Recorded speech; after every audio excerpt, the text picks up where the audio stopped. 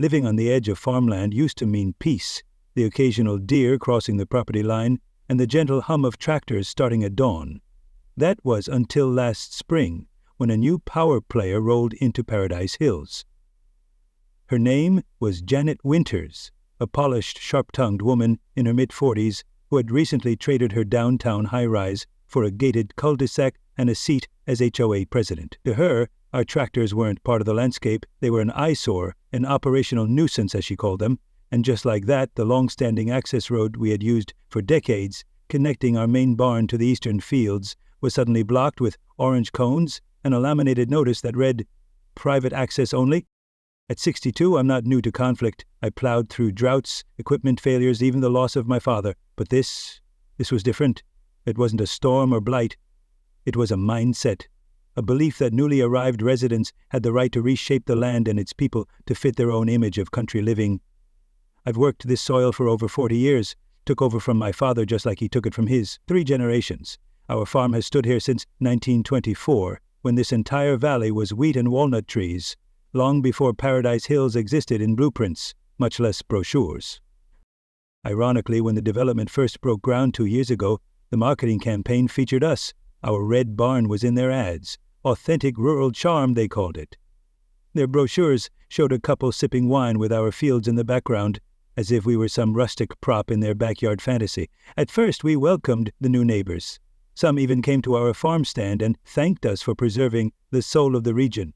My wife and I would nod, smile, and go back to our chores, but deep down, we knew it wouldn't last. 8 months after the first moving truck rolled in, Janet took over the HOA. She ran on a platform she dubbed community modernization, but it quickly became clear what she really meant, removing anything that didn't fit the high-end catalog image of suburban perfection. Within weeks, she was sending us formal letters complaining about the visual pollution of our tractors, the noise of our 5 a.m. harvests, and even the dust rising from our plowed fields. I thought she'd stop at words. I was wrong. The first real hit came on a cold Tuesday morning. A young man, her assistant, clearly uncomfortable, showed up at our gate with a sealed envelope. Inside was a 3-page complaint detailing how our equipment violated visual aesthetic standards. My first instinct was to laugh. This was farm country. What did they expect to see from their patios? White fences and tulips all year round? But my son, always the practical one, wasn't so amused. "Dad," he warned, "these people didn't move here to embrace our way of life. They moved here to reshape it."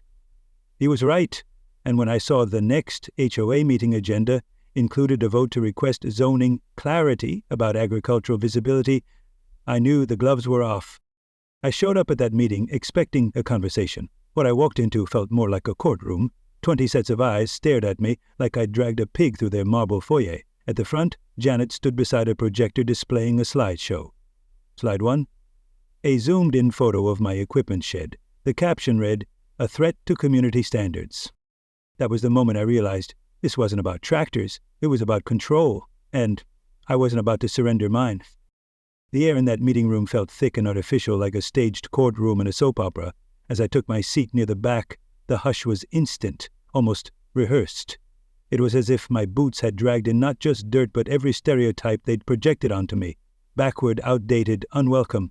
Janet stood front and center looking like she'd stepped out of a real estate catalog, hair sculpted, outfit pressed to perfection. She clicked her remote with practiced ease, and up flashed a photo of my equipment storage area, taken no doubt without permission. "This," she declared, gesturing with a manicured hand, "is what our residents are forced to look at while enjoying their morning coffee." Her tone dripped with manufactured disgust, and several heads nodded in synchronized outrage. One woman covered her mouth in theatrical horror. The image showed our equipment shed, yes, but to me, that wasn't just steel and rust. It was history. It was livelihood, as it was every pre-dawn harvest, every long day spent repairing old machinery, every piece passed down and kept alive through resourcefulness, not wealth. I raised my hand, calm but firm. "That equipment has helped feed families for decades," I said. "It's how we plant, harvest, and deliver crops. This land's been worked like this for nearly a century, long before Paradise Hills existed, let alone had morning lattes and complaint committees." Janet smiled, but her eyes remained cold. "Well, times change," she said smoothly. "Our residents have invested millions into homes with the expectation of certain standards. Despite the trap being obvious, I refused to play the villain in their curated drama. I offered compromise. We could build a decorative fence around the equipment yard. We'd repaint some of the older harvesters. We'd adjust operations to avoid early morning disruptions when we could. I even floated the idea of planting a tree buffer between the fence and their line of sight. It wasn't about conceding. It was about being neighborly. For a time it seemed like progress. We installed the fence, paid out of pocket. I had my crew start 30 minutes later than usual when feasible. We toned down the old diesel engines with mufflers. For a fleeting moment I believed we'd reached a truce. Then came the letter. Stamped with the county seal, it arrived by certified mail, cold, impersonal. Our main access road, the one used by 3 generations to move tractors, planters, and hay wagons between fields, had been reclassified as a non-circummercial route. Effective immediately, any vehicle exceeding specific dimensions that conveniently matched our equipment, was prohibited. Suddenly what had seemed like aesthetic concerns were revealed to be something much more sinister, a calculated move to choke off our operations. I called the county, demanded answers. All I got were vague references to updated zoning language and policy reviews. No one could tell me who initiated the change or why it had happened now, but the pieces started to fit together when I learned Janet's husband, Richard, had recently been appointed to the county zoning commission. His first order of business? Reviewing agricultural access near residential areas. A week later I got another invitation, this time labeled a friendly discussion at the community center. What greeted me instead was a polished ambush. Janet, the full HOA board, their legal counsel, and a county zoning rep sat in a semicircle like a tribunal. They presented a thick document, Operational Standards for Agricultural Activities Adjacent to Residential Developments. Inside, pure fiction disguised as compromise. Machinery limited to 10 a.m. to 4 p.m., no operations during weekends or holidays, prior notification before seasonal harvesting. I nearly laughed. Anyone who knows farming understands we don't work by clock or calendar, we work by the sky, the soil, and the season. But they weren't trying to understand. They were trying to push us out, politely, legally, and quietly.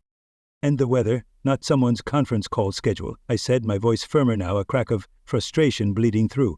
But my words barely registered with the county representative, a clean-shaven man in his 30s, who looked like he spent more time formatting spreadsheets than stepping foot on soil. He offered a pitiful nod, then delivered the next blow with rehearsed neutrality. We've also received concerns regarding security, he said. It's been brought to our attention that the workers using your access road are not residents of Paradise Hills. This raises potential safety issues for the community. I stared at him in disbelief. You mean my farmhands? The same people who've worked this land longer than your subdivisions existed? Some of their families have been with us since my grandfather's time. These aren't strangers. They're professionals. They know every inch of this farm, every cycle of the soil.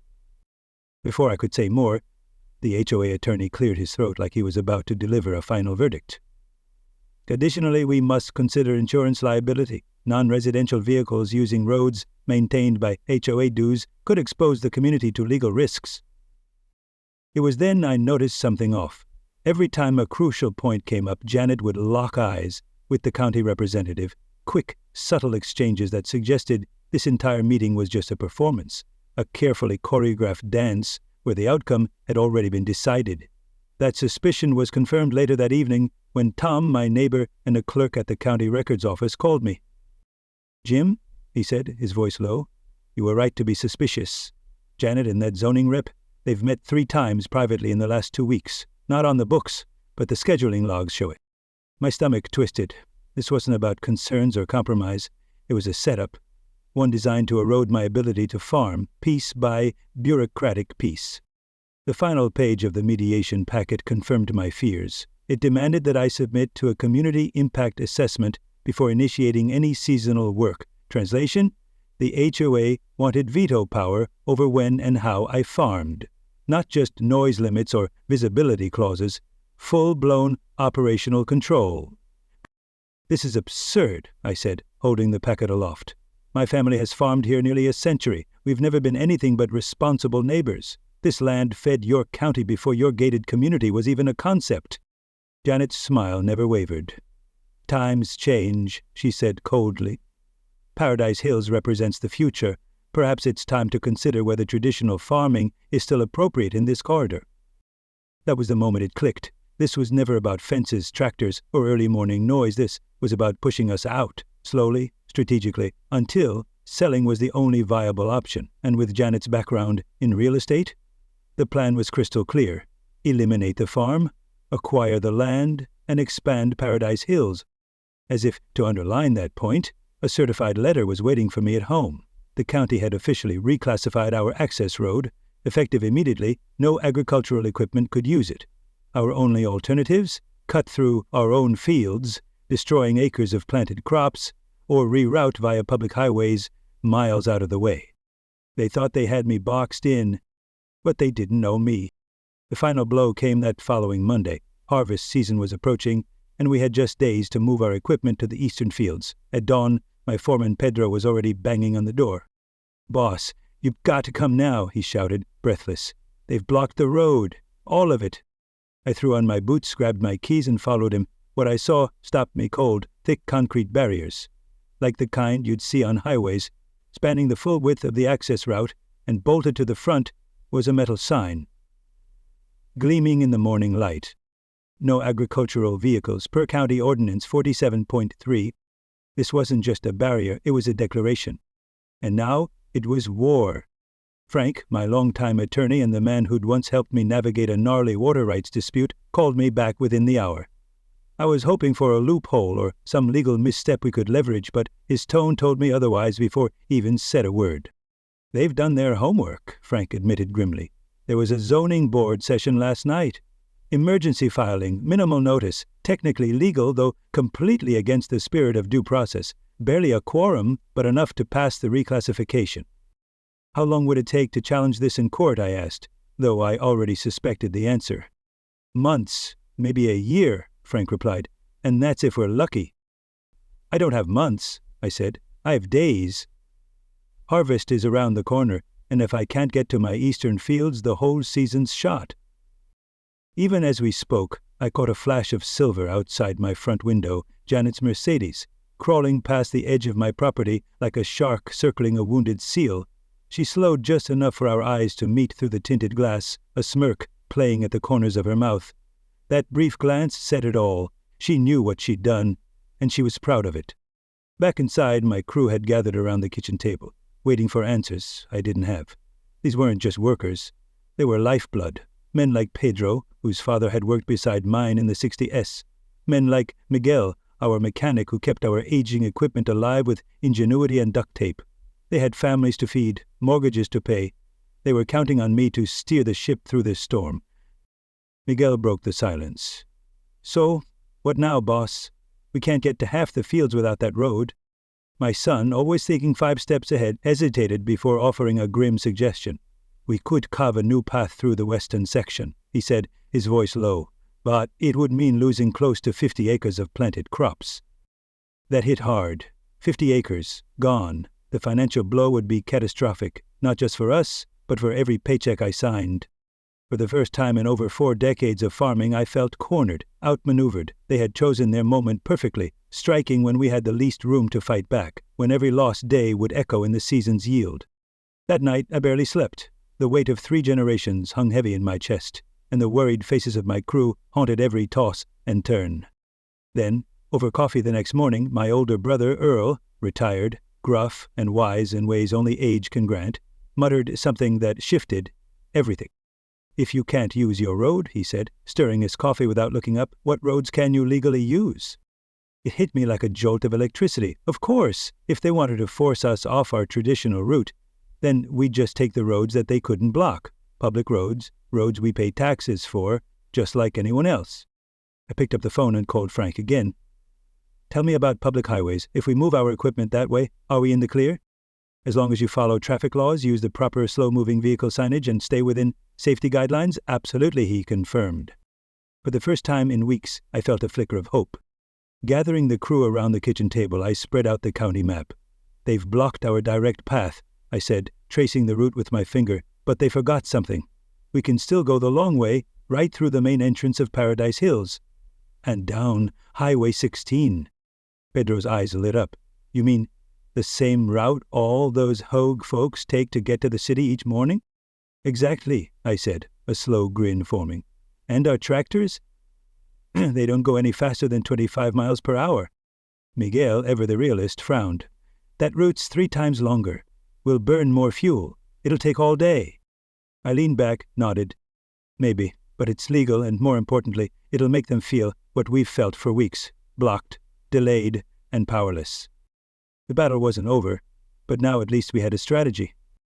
Miguel's concern was valid. There was no denying it. Taking the public highway route would triple our travel time, burn more fuel than we could comfortably afford, and throw a wrench into our usual rhythm.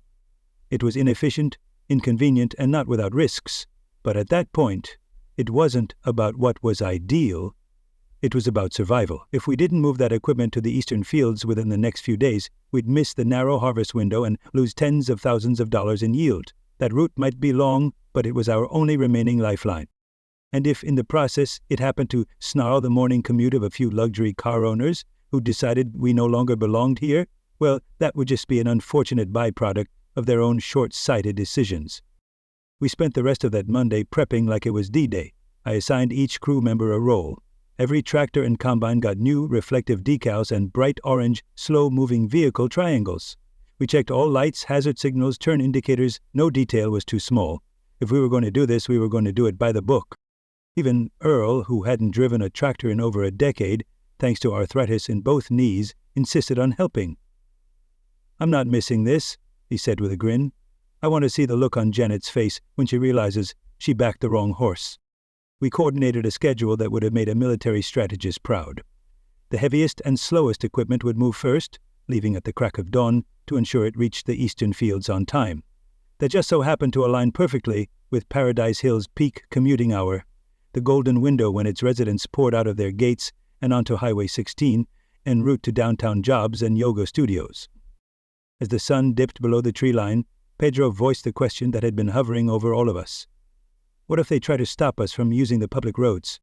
"They can try," I said, standing up and stretching. "But even Janet's husband can't rewrite state transportation law in a day. Agricultural equipment has had right-of-way protections in this county for generations. They can honk, glare, and complain all they want, but they can't stop us." That night, for the first time in weeks, I slept without waking, in a cold sweat. We had a plan, legal, measured, and perfectly timed. I set my alarm for 4:30 a.m., knowing the next day would be one for the books. Tuesday morning dawned crisp and clear, the kind of air that smells like promise and hard work. By 5:30 we had our convoy staged at the property's edge. 3 tractors, 1 combine, 2 flatbed trucks, a sprayer, all slow, all loud, all perfectly legal. Safety first, I reminded everyone. Follow the rules, use your turn signals, keep a safe distance, and above all, don't go a mile over 18. Pedro led the way in our oldest John Deere, its engine humming like a coffee grinder on its last legs. Miguel followed in the combine, the beast of the lineup. I took the mid-sized tractor with Earl riding shotgun, while the rest of the crew fell into line behind us like a dusty parade of defiance. At 6:45 a.m. sharp, as the first Mercedes and BMWs trickled out of Paradise Hills, we rolled onto Highway 16. I'll never forget the look on the first commuter's face. A man in a tailored suit, holding a travel mug mid-sip, completely dumbfounded as his sleek sedan crawled to a halt behind a hulking piece of green steel moving at a snail's pace. One by one, the cars stacked up behind us. Honks rang out, frustrated hands waved in the air, and a few drivers tried to pass, only to meet oncoming traffic and retreat in defeat. By 7:15, the line of backed-up vehicles stretched all the way to the gates of Paradise Hills. I glanced into my rearview mirror and saw her, Janet, in that same silver Mercedes 20 cars back, gesturing furiously into her phone. Earl followed my gaze, squinted, and then let out a hearty laugh. "Think she's calling the sheriff?" "Probably," I said, smiling. "But let her. We're not breaking a single law." Sure enough, about 15 minutes after our convoy hit the highway, the familiar flash of red and blue lit up behind us. A county sheriff's cruiser eased up alongside my tractor, and the window rolled down to reveal Deputy Miller. Same sandy hair, now flecked with gray, but still the same kid I remember teaching how to bait a hook on my back pond. "Morning, Jim," he said, trying and failing to suppress a grin. "Looks like you're moving half the county today." I tipped my hat. "That we are, Deputy. Our usual access road got mysteriously obstructed, so we're taking the scenic route." He nodded, eyes scanning the line of vehicles snaking behind us like a slow-motion parade. "Yeah, I heard some chatter about that. How long you figure this scenic detour's going to last?" I shrugged. "Hard to say. Could be a few days, maybe more. It's harvest season, and without our normal access, this is the only legal way to move equipment." Deputy Miller glanced over his shoulder at the growing line of luxury vehicles inching their way toward the interstate. His lips twitched at the corners. "Well," he said, drawing the word out, "just keep those slow-moving vehicle signs visible, and you're well within your rights. County roads fair game." Then, with a tip of his hat, and what might have been a wink, he pulled away, leaving us to our task. By 8:30 a.m. we'd reached the eastern fields and got to work immediately. The harvest could now continue, but the fallout from our legal convoy was already rippling through the community. Dozens of Paradise Hills residents were late to work. Janet, I later heard, had missed a high-profile conference call with a client from New York. Apparently, no one had been impressed with the unexpected traffic delays. But the real surprise came just after lunch. My phone buzzed with a number I didn't recognize. I answered cautiously. "Mr. Barnes?" the voice said. "This is Robert Johnson. I live in Paradise Hills, one of the original homeowners. I just wanted to say, I'm not calling to complain." That stopped me in my tracks. "I'm calling," he continued, "because I think this whole thing's gotten out of hand. Janet doesn't speak for all of us. Some of us moved here because we wanted the rural charm. Your farm was a selling point, not an inconvenience." I thanked him genuinely, and we spoke for a few minutes. By that evening, 3 more residents had reached out with similar sentiments. Something was shifting. The HOA's united front was cracking. Word travels fast out here, especially among farmers. By the next morning, 3 neighboring operations had called to offer help. Jack Walters, who ran a dairy just north of us, was especially fired up. "Those city folks think they can roll over anyone who doesn't fit their aesthetic," he said. "They picked the wrong crowd." Jack even offered to lend us 2 tractors and a silage wagon. "We've got enough equipment, Jack," I told him. "What we need now is visibility." He chuckled. "I can help with that too. My access road isn't blocked yet, but I think I'll be moving some machinery around 7 a.m. tomorrow. Might take the long way." By noon, an informal coalition had formed. This wasn't just about my land anymore. It was about all of us who lived by the weather and the soil. If they could do this to one of us, they could do it to any of us. Meanwhile, inside Paradise Hills, residents were dividing into factions. Robert Johnson had formed a group he called the Reasonable Residents. They started circulating a petition demanding that the HOA rescind its actions against the farm. Janet predictably doubled down. A new notice appeared on the community board, stating that the HOA was taking necessary steps to protect property values and resident safety from industrial agricultural hazards.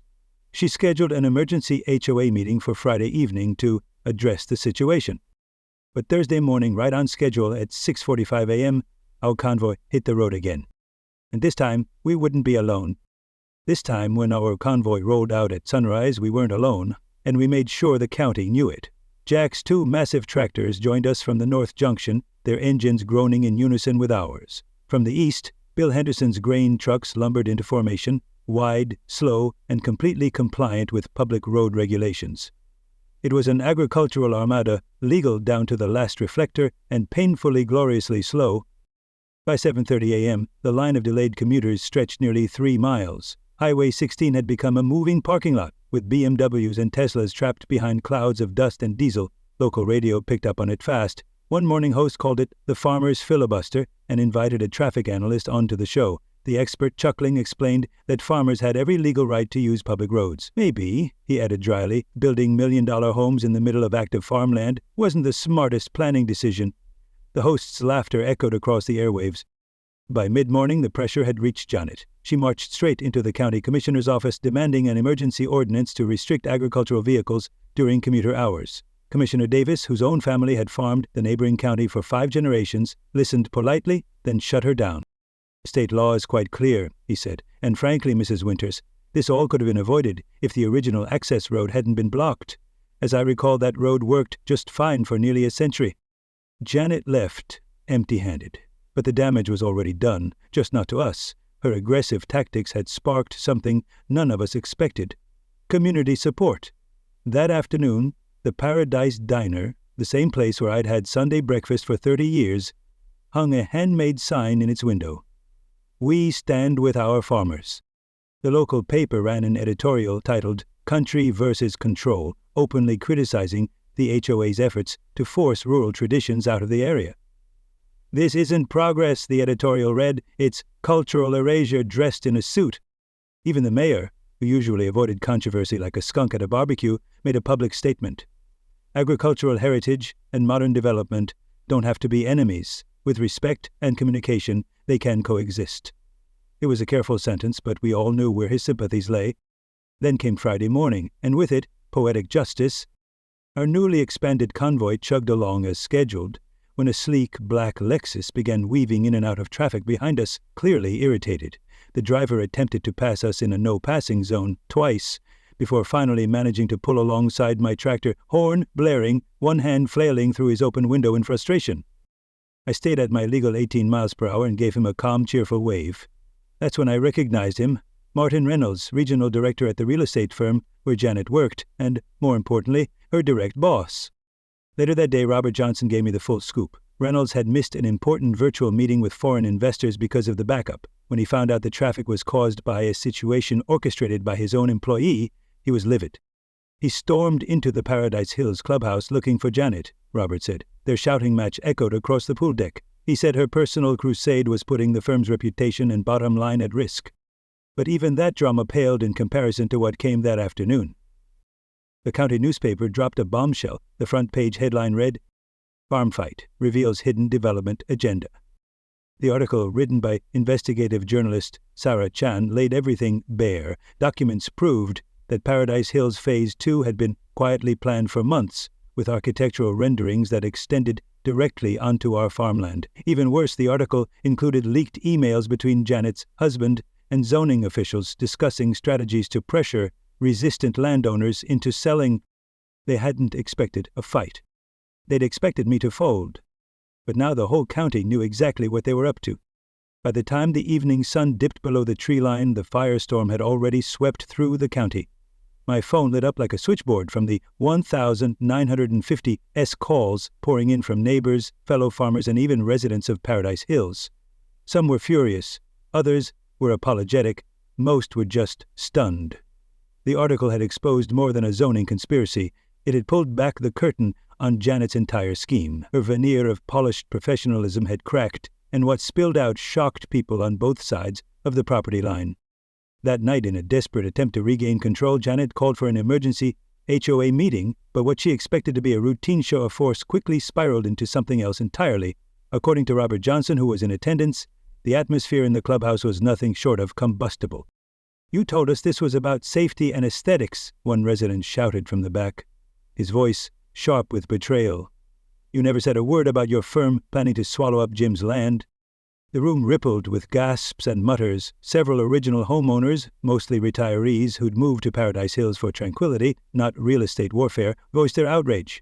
One man, white-haired and wearing a Veterans of Foreign Wars pin on his lapel, stood up with visible effort. "I came here for peace," he said, his voice shaky but resolute, "not to be part of a hostile takeover of family farms." My father plowed fields, and I respected him for it. What we've done here, what we've allowed, it's shameful.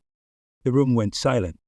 By the end of the night, a motion had been raised and passed. An emergency board election would be held the following week. Janet protested, insisted that the media coverage was biased, that the emails were taken out of context, but no one was buying it. Her grip on the HOA had begun to unravel, and this time there was no salvaging it. That same night I received a call I hadn't expected. "Mayor Thompson." "Jim," he said, his voice measured but firm, "I think it's time we got everyone around the same table. This thing's gone on long enough. We need to end it the right way." He invited me and the other farmers involved to a special meeting at City Hall that Monday morning at 9 a.m. County officials would be there, HOA representatives too, I agreed, though not without caution. After everything we'd endured, I wasn't about to drop my guard because of one well-meaning phone call. When Monday came, City Hall's main conference room was packed, wall to wall. On one side sat our coalition of farmers, me, Jack, Bill, and a few others. We wore work boots and calloused hands like armor. On the other side, Janet looked noticeably diminished, her perfect composure chipped away, flanked by 2 HOA board members and a lawyer who looked like he wanted to be anywhere else. At the center sat the county commissioners and Mayor Thompson, who opened the meeting with a clear directive: We are here to resolve a situation that has disrupted this community for far too long. I expect honesty, civility, and solutions." Janet's attorney went first. He spun his tale carefully, painting the conflict as a misunderstanding over modernization, a clash of visions. Not once did he mention the blocked road or the secret development plans. Then it was my turn. I stood, unfolded the front page of the county paper, and held it up. "For 97 years, my family has farmed this land," I began. "We never asked for special treatment, but last week, barriers went up overnight, cutting off routes protected by decades of legal easement. No notice, no hearing, just action. If this was about safety or beauty, why was it done in the dark?" The room fell silent. "This," I said, shaking the newspaper gently, "is why. It was never about aesthetics. It was about profit, about squeezing us out to make room for more houses." And across the aisle, Janet sat frozen, while the truth sat heavy in every corner of the room. As the tension in the room thickened, the next person to speak wasn't a lawyer, a politician, or a developer. It was Judge William Foster, recently appointed to the Zoning Commission after Janet's husband had quietly submitted his resignation the night before. A retired judge with nearly 5 decades on the bench and a reputation for fairness, Foster's presence alone shifted the tone of the meeting. When he began to speak, the room fell silent. "I've thoroughly reviewed the documentation surrounding the reclassification of the farm's access road," he said, his voice steady, deliberate. "And I found multiple violations of county ordinance, specifically failures in public notification and a lack of stakeholder input. Effective immediately, I am reversing the reclassification pending proper review."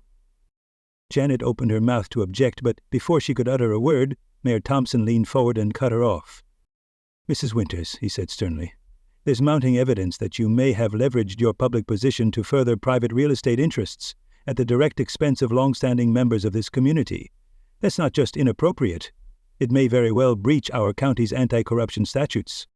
The color drained from Janet's face. The confident, polished woman who once dominated meetings with icy smiles and legal jargon now sat motionless, visibly unraveling as murmurs of disapproval rippled across the room. One of her fellow HOA board members scooted his chair several inches away from hers, as if even proximity had become toxic. And then came the moment no one expected. From the back of the room, a frail but commanding voice asked to speak. It was Harold Jenkins, the original developer of Paradise Hills. At 83, he stood slowly, supported by a cane, yet when he spoke there was no mistaking the conviction behind his words. "I built Paradise Hills with the vision that it would complement this land, not consume it," he said. "We featured these farms in our marketing, called them the heart and soul of the region. What's happened here isn't modernization, it's betrayal." There was nothing more to say after that. The message was clear, and the verdict, at least in the court of public opinion, had been delivered. By the meeting's end, a unanimous resolution was passed. The concrete barriers would be removed immediately, and a joint committee of farmers and HOA members would be formed to establish shared road usage guidelines and mutual accommodations moving forward. As the mayor prepared to adjourn, he turned one final time to Janet. "This committee will require strong, ethical leadership from the HOA," he said, locking eyes with her. "Given everything that's come to light, do you believe you're the right person to serve in that role?" Janet didn't answer. She simply gathered her papers and left the room in silence, her exit as telling as any confession.